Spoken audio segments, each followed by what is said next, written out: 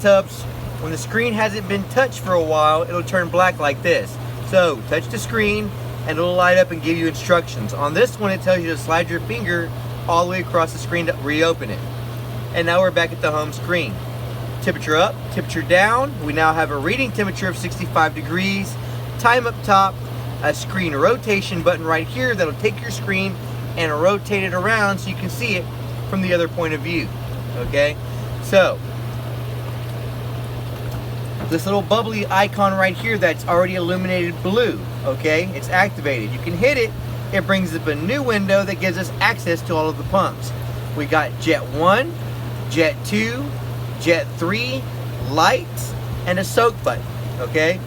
Jet 1 and Jet 2 already activated. We can turn on Jet 3 if we want. We can turn it on high. We can turn on lights.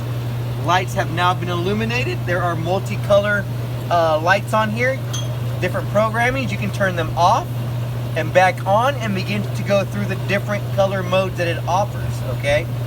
You can go back and forth till you get to solitary colors, and then you can stay at whatever color you want while you're using your tub, or you can switch it around. Soak button will cut all these jets off and turn it to like a giant bathtub. It'll be still water with no movement.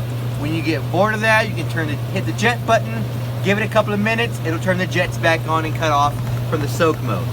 We have a little back arrow right here in the top left corner. We can hit it, it'll take us back a screen. We also have our light button on the main screen as well, if you don't feel like going into the little jet button to gain it from that access menu, okay? We have a settings icon right here that will take us to settings. We can hit it. It's got a couple of different things. Most of this stuff you'll never mess with though. Heat is just gonna tell you it's ready. Time, you can actually set real time. Hit it, you can hit whatever you want to change. Okay, then you can use the arrows to change numbers. Hit the check mark, it'll be set. Then you can use the back button to go back a screen. Reminders, it'll tell you none. Filter cycle, you can change this if you want, but it's already pre-programmed to go from 8 p.m. to 9 p.m., 8 a.m. to 9 a.m. So it's going to give you 2 hours of circulation throughout the day for your water to keep it clean and not go stagnant, okay? Same thing as the time, you can select the number using your finger, use the arrows on the side to change it, hit the check mark when you're done, back screen, that way you can go back a screen.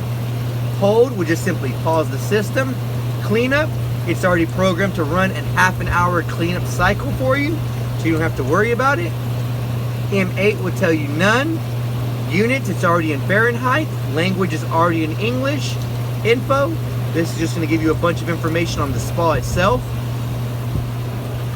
Utilities, you can go in here. The only thing you might ever need to use is to run a GFCI test. If you need to run a GFCI test because your GFCI is running weird, you can hit it. It'll flip that breaker to let you know it's good or not, okay? And then you can use the back arrow to get back to the main screen. Touch control panel, this one's pretty simple to work. Enjoy using your spa.